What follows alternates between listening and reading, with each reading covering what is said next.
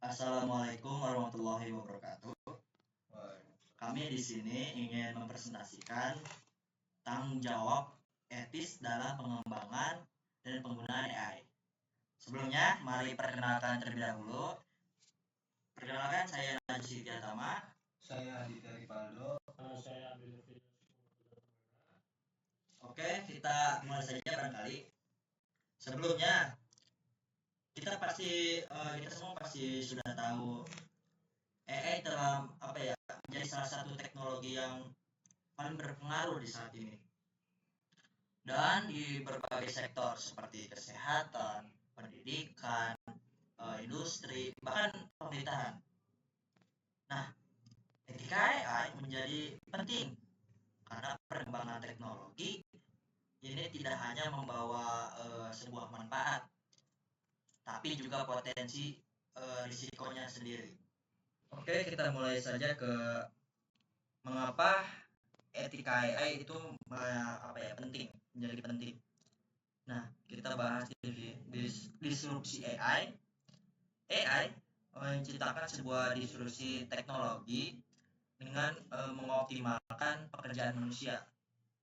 Nah, sistem berbasis AI bisa bekerja dengan lebih cepat dan efisien, tapi juga menggantikan peran-peran manusia di sektor tertentu seperti administrasi, manufaktur, dan pelayanan pelanggan. Nah, menurut World Economic Forum pada tahun 2025, otomasi berbasis AI itu diprediksi akan menggantikan 92 juta pekerjaan di seluruh dunia pada tahun 2025 hingga 2030. Tapi akan juga muncul sekitar 170 juta jenis pekerjaan baru. Nah, artinya AI membawa transformasi besar terhadap cara kerja manusia. Nah, inilah kenapa aspek sebuah etika itu menjadi sebuah penting. Lalu dampak sosial AI itu seperti apa? AI memperluas kesenjangan sosial jika tidak dikembangkan dengan secara adil. Misalnya, negara atau individu yang punya akses ke teknologi yang lebih canggih akan lebih diuntungkan dibandingkan yang tidak.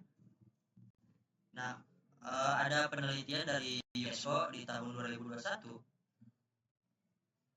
AI itu berpotensi memperdalam ketimpangan sosial.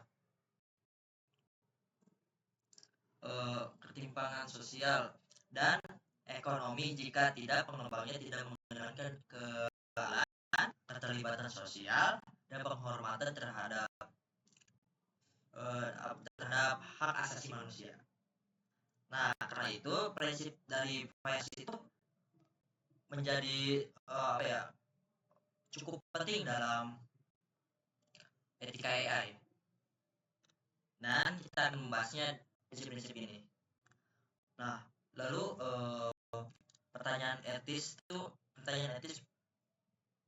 salah satu pertanyaan etis muncul. Contohnya, siapa yang akan bertanggung jawab jika sistem AI membuat keputusan yang salah?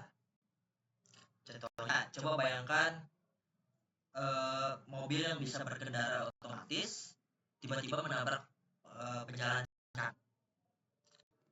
Kira-kira ada yang tahu ini kesalahan siapa? Ya, mungkin ada yang berpikir itu salah pengembang, pengguna, atau algoritma itu sendiri. Oleh karena itu, fokus etika AI bukan hanya pada kemampuan teknologinya, bukan, tapi pada bagaimana kita menggunakan dan mengawasinya secara agar lebih manusiawi.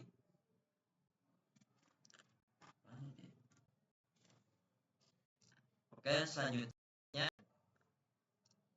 apa sih etika itu?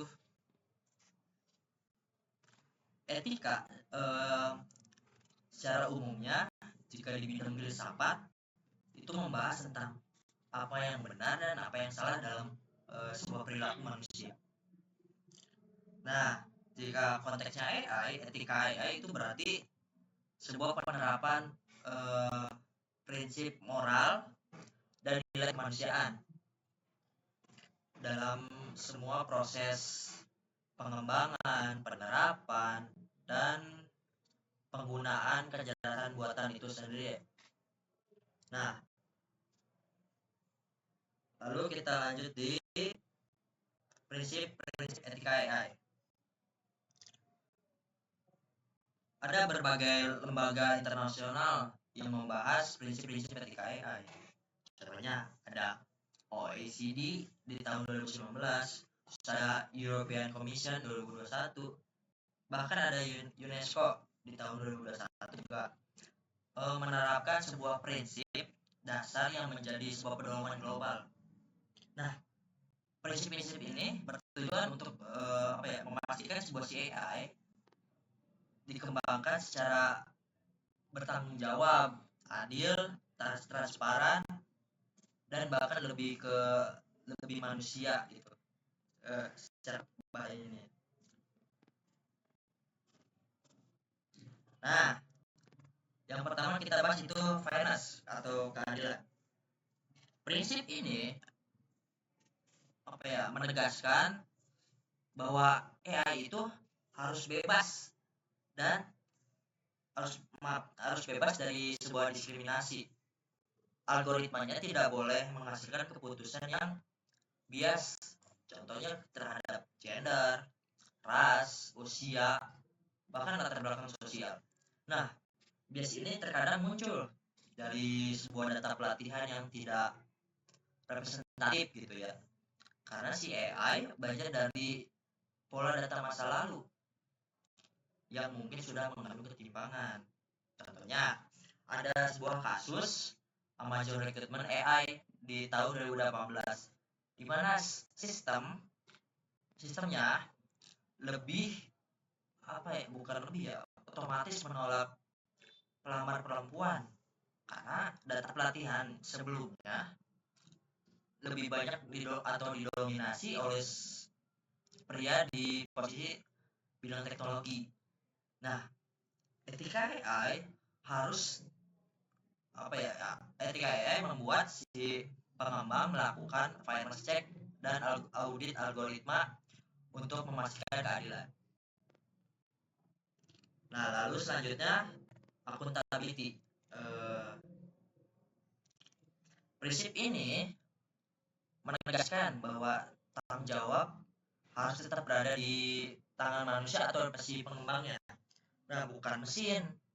Pengembang dan perusahaan juga pihak-pihak yang menggunakan si AI harus bisa menjelaskan dan bertanggung jawab atas dampak sistemnya. Misal di contohnya gitu ya, misal ada sebuah bank menggunakan si AI, lalu AI menolak pengajuan pinjaman secara tidak adil. Nah, pihak bank masih harus bertanggung jawab dan menjelaskan untuk menjelaskan alasannya dan memperbaikinya tentunya. Lalu ada selanjutnya transparansi. Nah, sistem AI harus bisa dijelaskan atau explainable AI. Nah, artinya si proses pengambilan keputusannya harus bisa dimengerti oleh manusia. Itu tolong garis bawahi ya. Nah, AI jika bekerja seperti black box bisa menimbulkan resiko etis karena keputusan yang dihasilkan bisa tanpa penjelasan yang jelas. Contoh, dalam sektor kesehatan, dokter dan pasien harus tahu mengapa sistem AI memberikan diagnosis tertentu, bukan sekadar menerima hasil akhir saja. Nah, selanjutnya ada privasi. Data adalah bahan bakar utama ya seperti yang di PPT,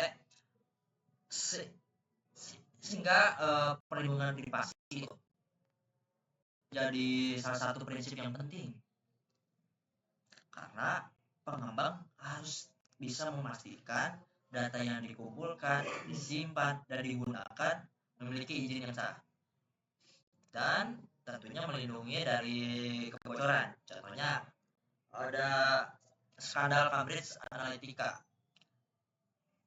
Ini menunjukkan bagaimana skandal data pribadi dari Facebook digunakan tanpa izin untuk kepentingan politik. Lalu ada beneficence.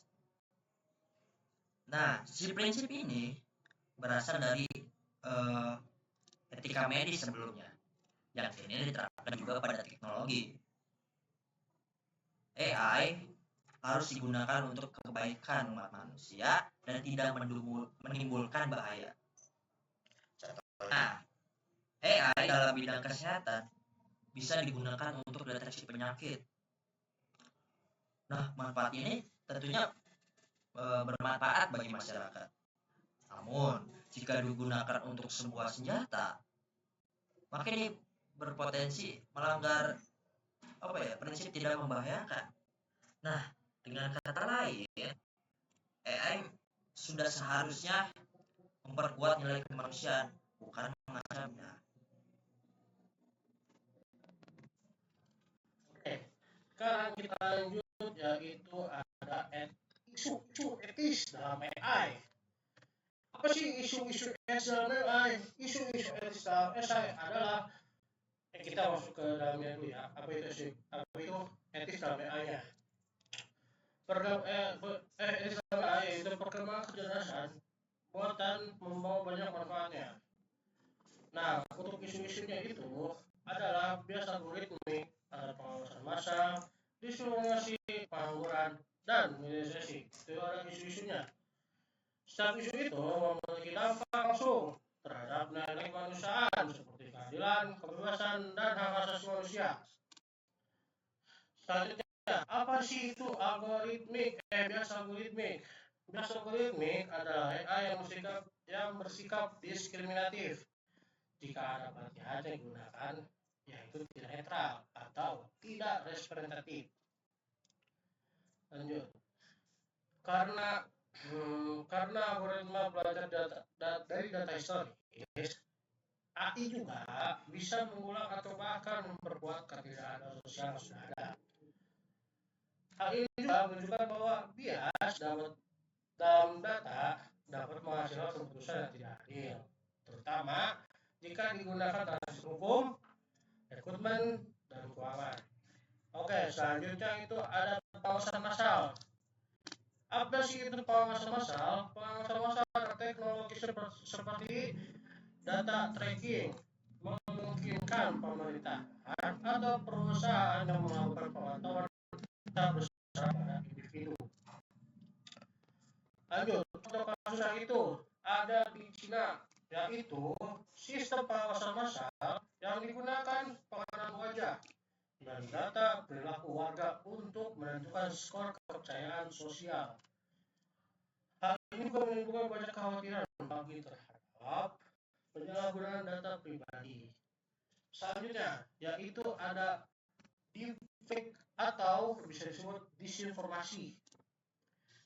Apa ini deepfake? Deepfake ini adalah sesuatu kemampuan AI yang mampu membuat gambar, audio, dan video palsu. Yang itu juga bisa dibedakan dari asli.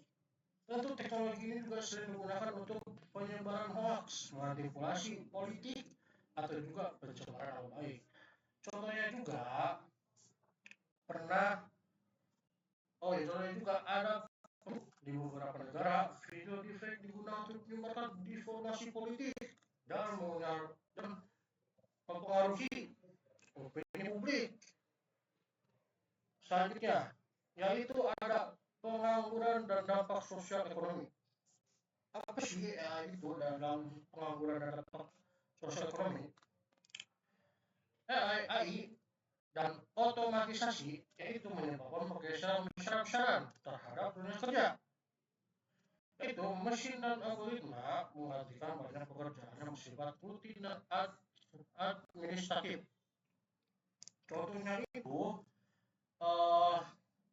seperti tadi, menurut World Economic Forum pada tahun 2025, sekitar 92 juta pekerja akan digantikan oleh AI pada tahun 2025.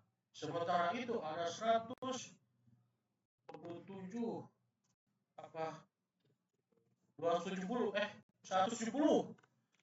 juta pekerjaan baru akan muncul yang memerlukan keahlian digital. Nah, ini juga adalah gimana etis, bagaimana memastikan transaksi kerja yaitu adil dan memberikan pelatihan agar pekerja terdampak. Selanjutnya yaitu ada militerisasi AI.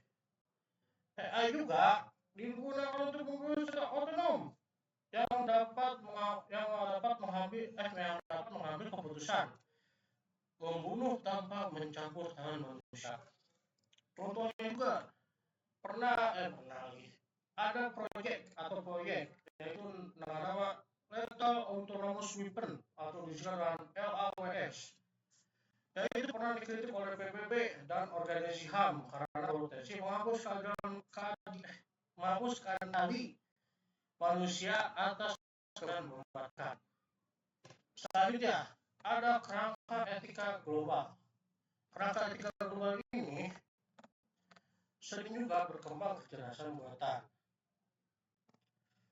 di seluruh dunia. Berbagai lembaga internasional telah menetapkan etika AI untuk memastikan teknologi ini secara aman, transparan, dan berkeadilan. Ada 3 panel utama yang dijadikan acuan, yaitu yang pertama itu ada EU AI, ada OECD Principle, dan juga ada UNESCO, yaitu UNESCO Recommendation on the Ethics of AI. Selanjutnya saya akan menjelaskan apa itu EUAI. EUAI itu adalah European Union Intelligence Act atau bisa disingkat EUAI Act. Merupakan peraturan pertama di dunia secara khusus mengatur pengangguran. Kerjasama buatan ini berdasarkan tingkat risikonya. EUAI ini ada 4 unsur, yaitu unsur pertama itu ada unacceptable risk, yang kedua itu ada high risk, yang ketiga itu ada limited risk, yang keempat adalah minimal risk. Apa itu unacceptable risk? Yaitu AI berpotensi untuk melanggar hak asasi manusia. Yang kedua apa itu high risk? Yaitu AI yang digunakan di sektor sensitif seperti kesehatan, hukum, dan keuangan. Yaitu apa itu limited risk? AI yang berinteraksi dengan manusia. Dan apa itu minimal risk? AI yang hanya untuk hiburan atau di dalam game.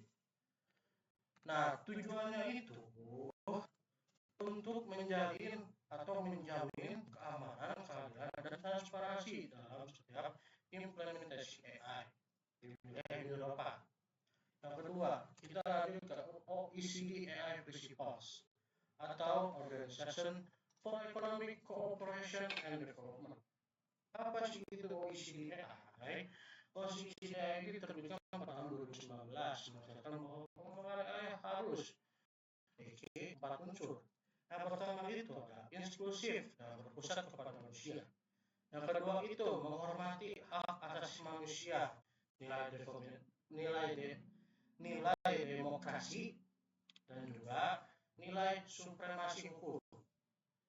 Yang ketiga yaitu ada transparan dan dapat dipertanggungjawabkan. Yang keempat itu mendorong inovasi yang berkelanjutan dan kesejahteraan sosial. Lanjut, kita ke UNESCO AI Ethics atau Recommendation of the Ethics of Artificial Intelligence. UNESCO pada tahun 2021 menerbitkan pedoman etika global yang diadopsi oleh lebih dari 190 negara termasuk Indonesia. Prinsip ini dibagi menjadi 4, apa aja prinsipnya, yaitu menghindari bias dari diskriminasi, yang kedua itu melindungi hak asasi manusia, yang ketiga itu menjalin akses setara terhadap manfaat teknologi, yang keempat itu mendorong keberlanjutan lingkungan. Selanjutnya kita etika lokal, ada juga etika lokal, Pancasila dan syariah. Selain itu juga, secara nasional, Indonesia juga memiliki etika lokal dan spiritual yang relevan untuk penerapan AI. Yang pertama itu ada Pancasila. Nilai Pancasila seperti kemanusiaan, adil beradab, serta keadilan sosial bagi seluruh rakyat Indonesia menjadi dasar moral dalam penggunaan AI. Artinya, AI harus digunakan untuk memajukan kesejahteraan rakyat, bukan untuk mengeksploitasi dan menindas. Yaitu poin yang kedua itu adalah syariah. Dalam perspektif Islam, etika AI juga dapat dikaitkan dengan konsep kemaslahatan umum dan keadilan. AI yang bermanfaat melindungi manusia dan tidak menimbulkan mudarat sejalan dengan prinsip syariah.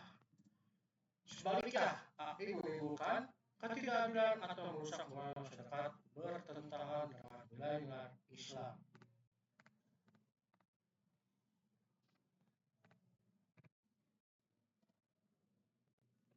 Oke, selanjutnya akan dilanjutkan oleh saya, yaitu studi kasus etika AI.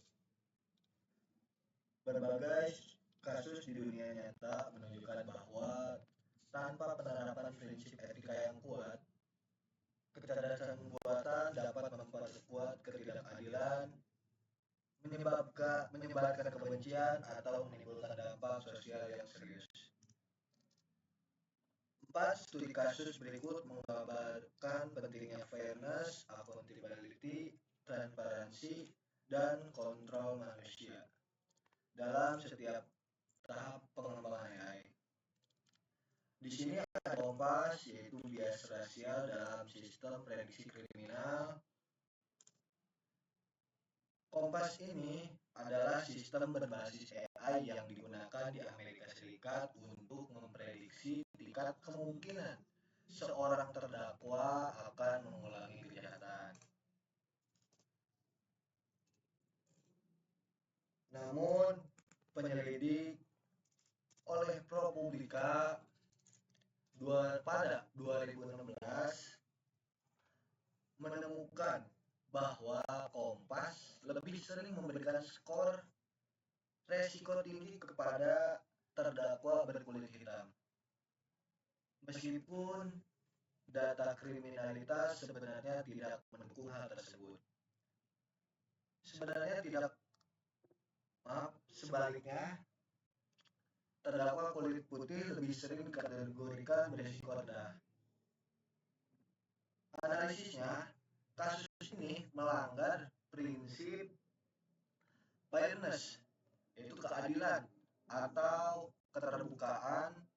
Model algoritmiknya bersifat black box, sehingga publik tidak tahu bahwa skor risiko dihitung. Akibatnya, sistem justru memperkuat diskriminasi rasial dalam sistem hukum. Lanjut, di sini ada Microsoft AI atau chatbot belajar ujaran kebencian.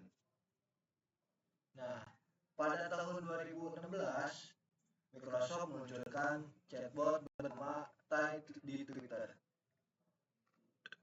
yang dirancang untuk belajar berkomunikasi dengan pengguna secara interaksi publik. Namun, hanya dalam waktu kurang 24 jam, Tai berubah menjadi chatbot yang memproduksi ujaran kebencian, misoginis, dan rasis karena menyerap konten negatif dari pengguna Twitter lainnya. Nah, di sini analisisnya, kasus ini melanggar prinsip akuntability atau tanggung jawab dan berbuat baik. Microsoft gagal memprediksi perilaku pengguna dan tidak menerapkan kontrol etis terhadap proses machine learning type. Kasus ini menunjukkan bahwa AI yang belajar dari manusia dapat meniru perilaku buruk manusia jika tanpa filter moral tersebut. Lanjut, di sini ada defect politik atau manipulasi opini publik dan ancaman demokrasi. Teknologi deepfake menggunakan deepfake learning untuk memanipulasi wajah, suara seorang dalam video ya sehingga tampak nyata. Di bidang politik tersendiri, deepfake digunakan untuk membuat video palsu yang menyesatkan publik. Misalnya, menampilkan seorang kandidat politik sedang mengatakan hal yang tidak pernah diucapkan. Contohnya, dalam beberapa kampanye politik di AS dan di India, video deepfake ini telah tersebar melalui media sosial untuk menjatuhkan lawan politik atau mempengaruhi opini pemilih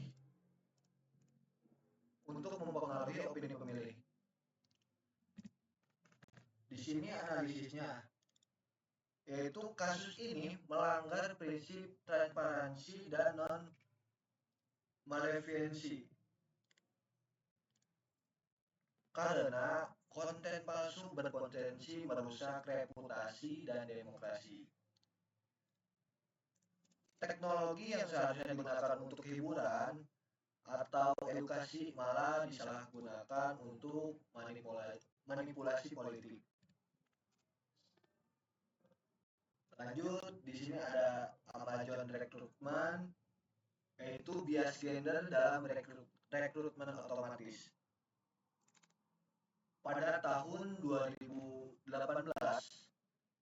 Amazon mengembangkan sistem rekrutmen berbasis AI untuk menilai dan menyaring pelamar kerja. Namun, hasil evaluasi tersebut menunjukkan bahwa sistem ini bias terhadap perempuan karena AI lebih sering memberi nilai rendah pada kandidat perempuan tersebut karena data pelatihan sebelumnya didominasi oleh laki-laki di bidang teknologinya. Analisisnya, kasus ini melanggar prinsip fairness, keadilan, atau accountability, tanggung jawab pengembang. Jadi sistem rekrutmen AI seharusnya membantu proses penilaian yang objektif, tetapi malah memperkuat bias histori dalam industri teknologi. Amazon akhirnya membatalkan proyek ini setelah hasil diketahui publik. Lanjut. Sini ada strategis, etis, dan solusi. Setelah memahami berbagai isu, etika, dan studi kasus AI, pertanyaannya adalah bagaimana kita memastikan AI tetap adil, transparan, dan bermanfaat bagi seluruh manusia? Jawabannya adalah terletak pada penerapan strategis etis dalam seluruh siklus hidup AI, mulai dari desain, pelatihan, pengujian, hingga implementasi.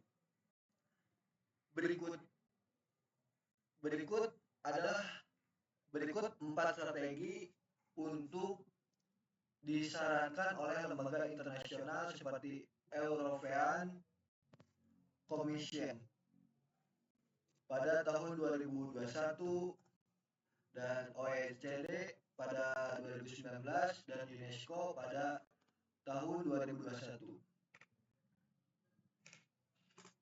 Di sini ada audit, algoritma, dan final check. Nah, audit algoritma ini berarti mengevaluasi sistem AI secara berkala untuk mendeteksi bias, kesalahan logika, atau dampak yang tidak diinginkan. Langkah ini mencakup 3 hal berikut, yaitu pemeriksaan data training, apakah representatif dan bebas bias. Kedua, pengujian hasil model, apakah adil terhadap semua kelompok. Yang ketiga, review oleh tim multidisiplin, yaitu etika, hukum, sosial, dan teknis. Contohnya, Google melakukan AI model card, yaitu laporan publik yang menjelaskan performa, keterbatasan, dan potensi bias dari model AI yang mereka buat. Prinsipnya yaitu AI harus diaudit seperti sistem keuangan, yaitu transparan dan bisa dipertanggungjawabkan. Lanjut, di sini ada explainable AI. AI yang dapat dijelaskan. Explainable ini sendiri pendekatannya untuk membuat model AI lebih transparan dan mudah dipahami oleh manusia. Tujuannya agar pengguna percaya, tapi juga dapat pengembangan bisa menelusuri sumber kesalahan atau bias dalam keputusan AI. Contohnya, dalam sektor keuangan, sistem skor kredit berbasis AI dapat menjelaskan alasan penolakan pinjaman. Misalnya, karena riwayat pembayaran buruk, bukan karena gender atau usia.